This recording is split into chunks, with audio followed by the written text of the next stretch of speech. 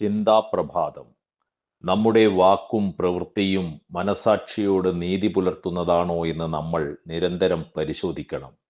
നിരന്തരം സ്വയം വിമർശനത്തിന് വിധേയരാകണം. നമ്മുടെ അകം ചൈതന്യമുള്ളതാക്കണം.